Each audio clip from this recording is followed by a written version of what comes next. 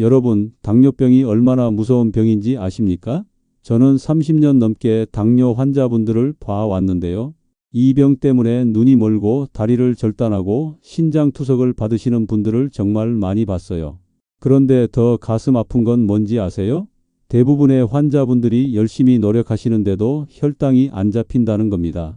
약도 먹고 운동도 하고 식단도 조절하는데 왜 혈당이 안 떨어질까요? 저는 그 이유를 알아냈습니다. 여러분이 지금까지 알고 있던 상식이 완전히 틀렸기 때문이에요. 오늘 영상에서는 20년 동안 당뇨로 고생하던 한 환자분이 편의점에서 1,500원짜리로 혈당을 잡은 비결을 확실하게 알려드리겠습니다. 시작하기 전에 구독과 좋아요도 잊지 마시고요. 여러분이 어느 지역에서 영상을 보고 계신지도 꼭 댓글에 남겨주세요. 여러분의 건강 여정을 한 분 한 분 응원하겠습니다.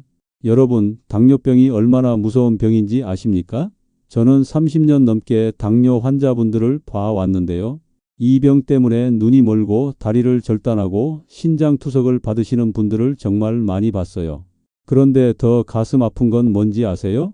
대부분의 환자분들이 열심히 노력하시는데도 혈당이 안 잡힌다는 겁니다.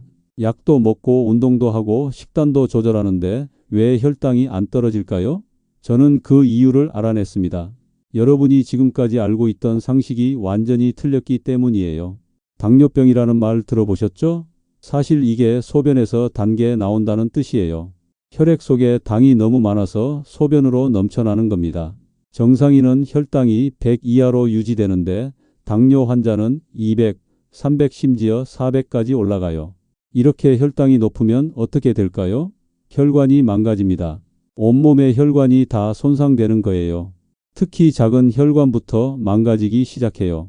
눈의 혈관이 망가지면 당뇨 망막증으로 실명하시고 신장의 혈관이 망가지면 투석을 받으셔야 하고 다리의 혈관이 망가지면 괴사되어서 절단해야 해요. 상상만 해도 끔찍하죠? 그런데 재미있는 게 뭔지 아세요? 제가 환자분들한테 물어보면 다들 열심히 노력하신대요. 밥도 적게 먹고 운동도 하고 간식도 끊고 그런데 왜 혈당이 안 잡힐까요? 저는 수많은 환자분들을 보면서 깨달았습니다. 문제는 양이 아니라 방법이었어요. 밥을 얼마나 먹느냐가 아니라 어떻게 먹느냐가 중요한 거예요.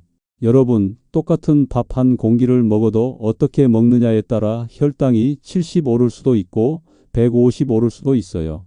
믿기지 않으시죠? 그런데 이게 사실입니다. 제가 실제로 겪은 사례를 하나 말씀드릴게요. 74세 박성민 씨라는 분이 계셨어요. 이분이 당뇨 진단을 받은 게 20년 전이에요. 그때부터 약도 먹고 관리도 하셨는데 혈당이 도무지 안 잡히는 거예요.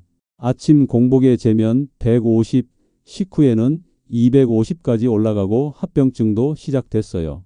눈이 침침해지기 시작하고 발끝이 저리고 상처가 잘 안 낫더래요. 가족들은 걱정하고 본인은 우울해하고 정말 힘들어 하셨어요. 그런데 제가 이분한테 딱 한 가지만 바꿔보라고 했어요. 뭐였는지 아세요? 바로 식사 15분 전에 편의점에서 파는 무가당 두유 한 팩을 마시라고 한 겁니다. 처음에 이분이 뭐라고 하셨는지 아세요? 선생님, 그게 무슨 소용이 있겠어요? 저는 20년 동안 별걸 다 해봤는데 다 소용없었어요. 이렇게 말씀하시더라고요. 그래도 한번 해보세요. 딱 2주만 해보세요. 제가 간곡하게 부탁드렸어요. 박성민 씨가 마지못해 시작하셨는데 놀라운 일이 일어났습니다. 2주 후에 오셨는데 표정이 완전히 달라지셨어요. 선생님, 제 혈당이 떨어졌어요. 아침 공복이 150에서 115로 떨어지고 식후 혈당이 250에서 170으로 떨어진 거예요. 약도 안 바꿨어요. 운동량도 똑같았어요. 딱 한 가지만 바꿨는데 이렇게 달라진 겁니다. 그럼 대체 왜 이렇게 되는 걸까요? 여러분, 우리가 밥을 먹으면 어떻게 될까요? 탄수화물이 포도당으로 분해되면서 혈당이 확 올라가죠. 특히 밥, 빵, 면 같은 걸 먹으면 혈당이 급격하게 치솟아요. 그러면 우리 몸에서 인슐린이 나와서 혈당을 낮추려고 하는데 당뇨 환자분들은 인슐린이 제대로 작동을 안 해요. 인슐린 저항성이 생긴 거죠. 그래서 혈당이 높은 상태로 오래 유지되고 이게 반복되면서 혈관이 망가지는 겁니다. 그런데 만약에 혈당이 천천히 올라간다면 어떻게 될까요? 인슐린이 여유 있게 대응할 수 있겠죠. 혈당 스파이크가 안 생기는 겁니다. 바로 이게 핵심이에요. 혈당 관리의 핵심은 양이 아니라 순서와 타이밍입니다. 식사 15분 전에 단백질을 먼저 먹으면 어떻게 될까요? 위장의 소화 속도가 느려져요. 그리고 장에서 탄수화물이 흡수되는 속도도 느려집니다. 결과적으로 혈당이 천천히 올라가는 거예요. 미국 코넬 대학교 연구팀이 놀라운 실험을 했어요. 같은 사람한테 똑같은 식사를 주는데 한 번은 그냥 먹게 하고 한 번은 채소하고 단백질을 15분 먼저 먹게 했어요. 결과가 어땠는지 아세요? 채소하고 단백질을 먼저 먹은 경우가 식후 혈당이 무려 37%나 낮았어요. 37%요? 거의 3분의 1이나 줄어든 겁니다. 그럼 왜 하필 두유일까요? 다른 단백질은 안 되나요? 물론 다른 단백질도 효과가 있어요. 그런데 두유가 특별한 이유가 있습니다. 첫째, 가격이 저렴해요. 편의점 가면 무가당 두유가 한 팩에 1,000원 정도 해요. 하루에 1,000원으로 혈당을 관리할 수 있다면 이게 얼마나 경제적입니까? 당뇨약은 한 달에 몇만 원씩 들어가는데 말이에요. 둘째, 편의점에서 쉽게 구할 수 있어요. 가까운 편의점에 가시면 바로 있어요. 셋째, 바로 먹을 수 있어요. 조리할 필요가 없잖아요. 두유 뚜껑 따서 마시면 끝이에요. 그런데 가장 중요한 이유는 따로 있습니다. 두유에는 식물성 단백질이 풍부해요. 콩 단백질은 소화가 천천히 되면서 포만감을 오래 유지시켜줘요. 그리고 콩에 들어있는 이소플라본이라는 성분이 인슐린 민감성을 높여준대요. 쉽게 말하면 인슐린이 더 잘 작동하게 도와주는 거예요. 서울대학교 식품영양학과 연구팀이 발표한 논문을 보면 콩 단백질을 꾸준히 섭취한 당뇨 환자들의 공복 혈당이 평균 15% 감소했대요. 그리고 당화 혈색소도 개선됐고요. 정말 놀라운 효과죠? 여기서 정말 중요한 포인트가 있어요. 반드시 무가당 두유를 드셔야 해요. 일반 두유에는 설탕이 들어가 있어서 오히려 혈당을 올릴 수 있거든요. 편의점 가시면 무가당 두유가 따로 있어요. 성분표를 꼭 확인하세요. 탄수화물이 2 내지 3g 이하인 걸 고르시면 됩니다. 상표는 어떤 거든 상관없어요. 무가당이기만 하면 됩니다. 그리고 냉장 보관된 두유를 고르시는 게 좋아요. 상온 보관 두유도 괜찮지만 냉장 두유가 더 신선해요. 그럼 구체적으로 어떻게 실천하실까요? 하루 3끼 식사 전에 다 하실 필요는 없어요. 그건 너무 부담스러우시죠? 저는 환자분들한테 하루에 2번만 하라고 해요. 아침하고 저녁. 왜냐하면 아침 식사하고 저녁 식사가 혈당에 가장 큰 영향을 주거든요. 아침에 식사 준비하시기 15분 전에 두유 한 팩을 드세요. 그리고 15분 후에 평소처럼 아침 식사를 하시는 겁니다. 양도 줄일 필요 없어요. 다만 순서만 바꾸는 거예요. 저녁도 마찬가지예요. 저녁 식사 15분 전에 두유를 먼저 드시고 그 다음에 식사를 하세요. 외식하실 때도 마찬가지예요. 식당 가시기 전에 편의점 들러서 두유 한 팩 드시고 가시면 돼요. 그러면 식당에서도 과식을 안 하게 되고 혈당도 덜 올라가요. 일석이조죠. 점심은 왜 안 하냐고요? 여유가 되시면 점심 전에도 하시면 더 좋죠. 그런데 부담스러우시면 아침 저녁만 하셔도 충분합니다. 그런데 여기서 제가 더 좋은 방법을 하나 알려드릴게요. 무가당 두유만으로도 충분히 효과가 있어요. 그런데 혹시 혈당을 더 확실하게 잡고 싶으시거나 단백질을 더 보충하고 싶으신 분들은 여기에 삶은 달걀 1개를 추가하시면 됩니다. 박성민 씨도 처음에는 두유만 드셨는데 한 달 후부터는 달걀을 추가하셨어요. 그랬더니 혈당이 더 안정적으로 유지되더래요. 달걀까지 추가하시면 하루에 1,500원 정도 드는데 이것도 충분히 경제적이죠. 달걀이 왜 좋을까요? 달걀은 완전 식품이라고 불리죠. 단백질도 풍부하고 좋은 지방도 들어있어요. 특히 달걀의 지방은 혈당 상승을 억제하는 데 도움이 됩니다. 그리고 달걀 1개에는 약 67g의 단백질이 들어있어서 두유와 함께 드시면 단백질 섭취량이 더 늘어나요. 단백질이 많을수록 혈당이 천천히 올라가고 포만감도 오래 유지돼요. 여기서 중요한 건 반드시 삶은 달걀이어야 한다는 거예요. 프라이나 스크램블은 기름을 많이 써서 부담스러울 수 있거든요.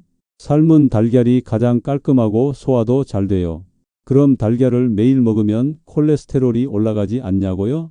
이건 옛날 상식이에요.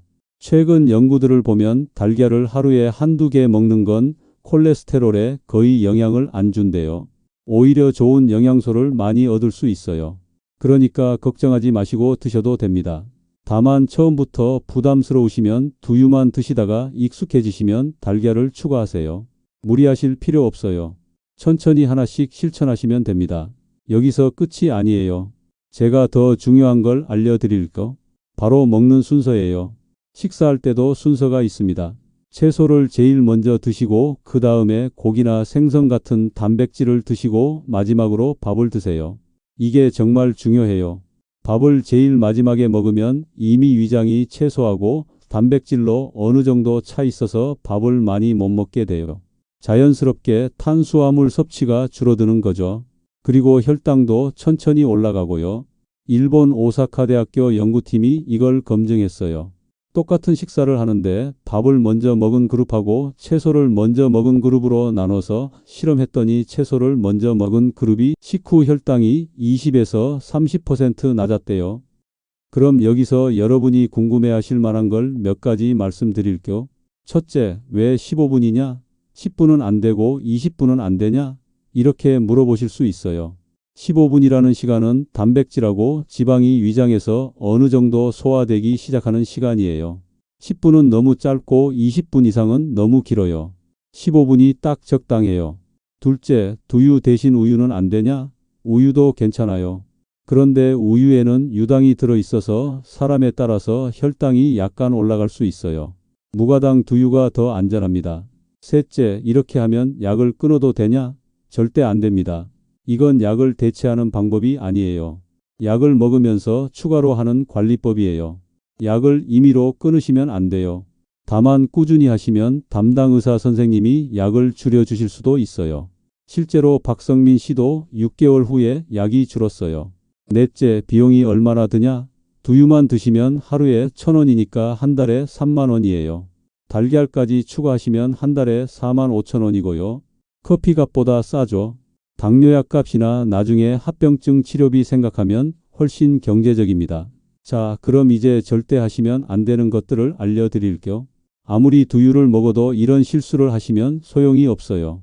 첫 번째, 아침을 거르시면 안 됩니다. 어떤 분들은 아침에 식욕이 없다고 안 드세요. 그런데 아침을 거르면 점심 식사 후에 혈당이 폭발적으로 올라가요. 이걸 세컨드 밀 이펙트라고 해요. 아침을 거르면 몸이 기아 상태로 인식해서 다음 식사 때 더 많은 당을 흡수하려고 하는 거예요. 그래서 아침은 꼭 드셔야 해요. 식욕이 없으시면 두유와 삶은 계란만이라도 드세요. 두 번째, 과일을 식후에 드시면 안 됩니다. 과일이 건강하다고 해서 식후에 후식으로 드시는 분들 많으세요. 그런데 과일에는 과당이 많이 들어 있어요. 식사로 이미 혈당이 올라간 상태에서 과일까지 드시면 혈당이 더 치솟아요. 과일은 식사 사이에 간식으로 드세요. 그리고 한 번에 많이 드시지 마시고 작은 사과 반 개나 귤 한 개 정도만 드세요. 세 번째, 국물을 많이 드시면 안 됩니다. 찌개나 국에는 나트륨이 많고 때로는 설탕도 들어가 있어요. 국물을 많이 드시면 혈당도 올라가고 혈압도 올라가요. 건더기 위주로 드시고 국물은 한두 숟가락만 드세요. 네 번째, 흰쌀밥을 매일 드시면 안 됩니다. 흰쌀밥은 정제된 탄수화물이라서 혈당을 급격하게 올려요. 현미밥이나 잡곡밥으로 바꾸세요.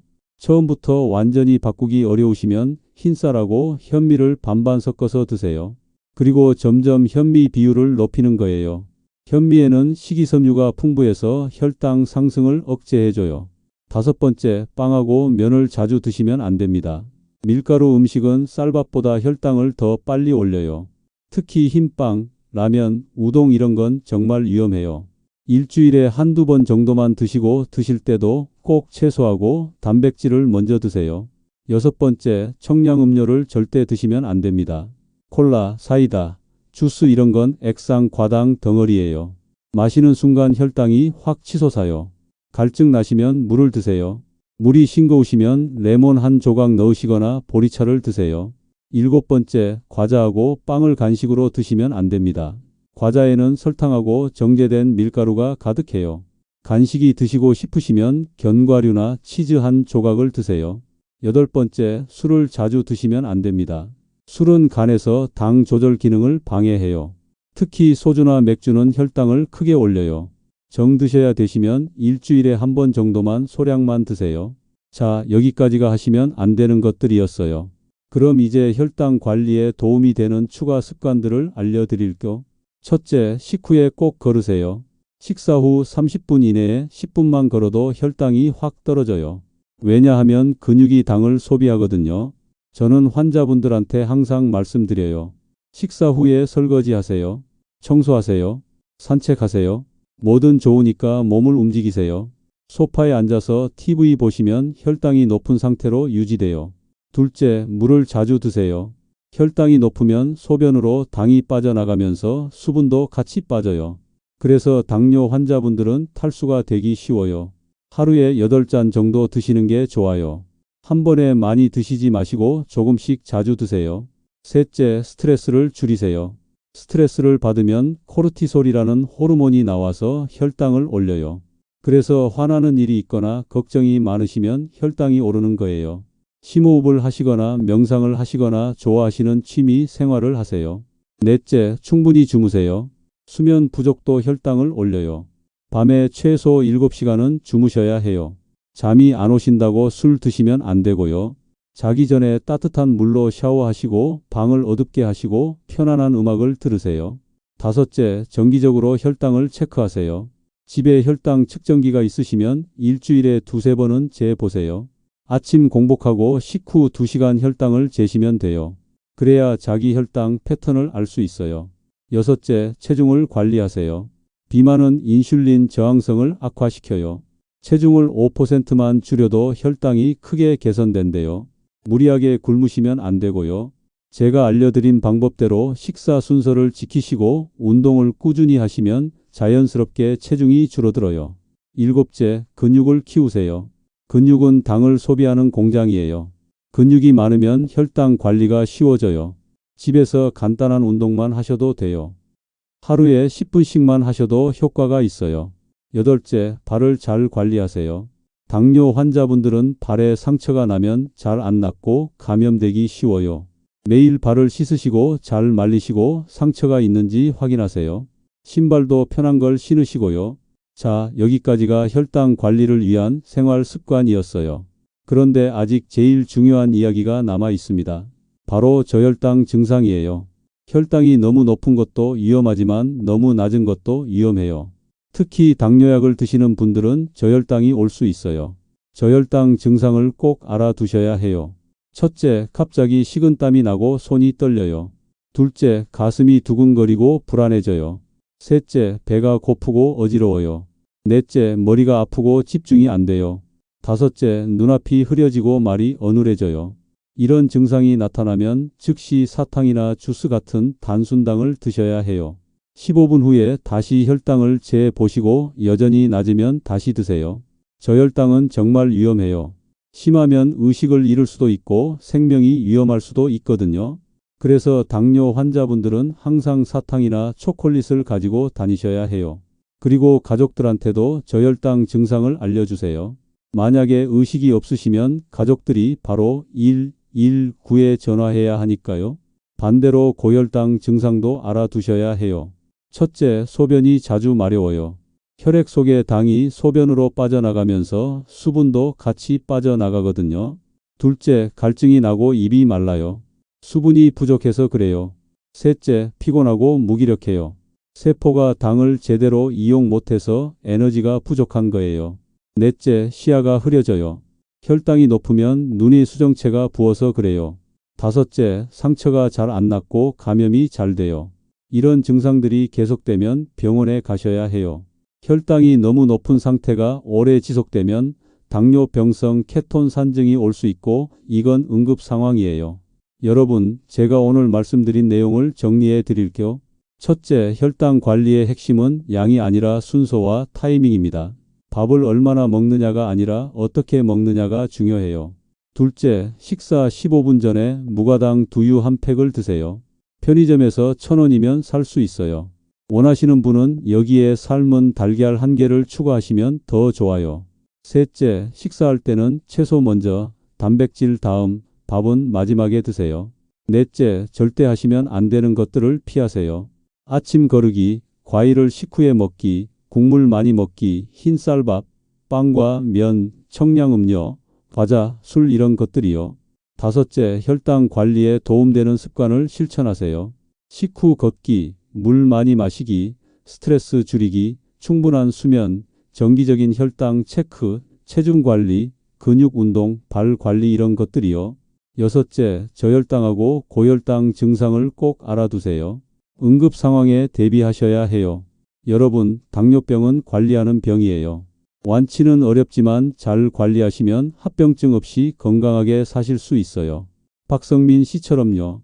그분은 지금도 매일 두유를 드세요. 그리고 혈당이 정상 범위로 잘 유지되고 계세요. 약도 줄었고 합병증 진행도 멈췄어요. 삶의 질이 완전히 달라졌다고 하세요. 여러분도 할 수 있어요. 오늘 당장 시작하세요. 편의점 가셔서 무가당 두유 사 오시고 내일 아침부터 식사 15분 전에 드세요. 이렇게 간단한 실천으로 여러분의 혈당이 안정되고 합병증을 예방하고 건강한 삶을 사실 수 있어요. 제가 30년 넘게 환자분들 보면서 느낀 건데요. 건강은 습관입니다. 하루아침에 만들어지는 게 아니에요. 매일매일 조금씩 실천하시는 거예요. 두유 한 팩, 식사 순서 바꾸기 이런 작은 실천들이 모여서 건강한 노년을 만드는 겁니다. 그리고 혹시 주변에 당뇨로 고생하시는 분들 계시면 꼭 공유해 주세요. 특히 약을 드시는데도 혈당이 안 잡히시는 분들, 합병증이 시작되신 분들한테는 정말 중요한 정보예요. 여러분이 공유해 주신 이 정보가 누군가의 눈을 살리고 다리를 살릴 수도 있어요. 당뇨병은 예방하고 관리할 수 있는 병입니다. 미리 알고 미리 대비하면 충분히 막을 수 있어요. 이 영상이 도움이 되셨다면 좋아요 버튼 꾹 눌러주시고요. 구독하시면 앞으로도 건강에 도움되는 정보 계속 알려드리겠습니다. 그리고 아래 댓글에 이렇게 적어주세요. 오늘부터 시작합니다. 그 댓글 하나가 여러분에겐 꾸준히 실천하는 동기가 다른 분들에겐 든든한 응원이 됩니다. 우리 함께 건강한 노년을 만들어 가요. 오늘 하루도 건강하게 보내시고 꼭 실천하세요. 무가당 두유 오늘 당장 시작하시는 겁니다.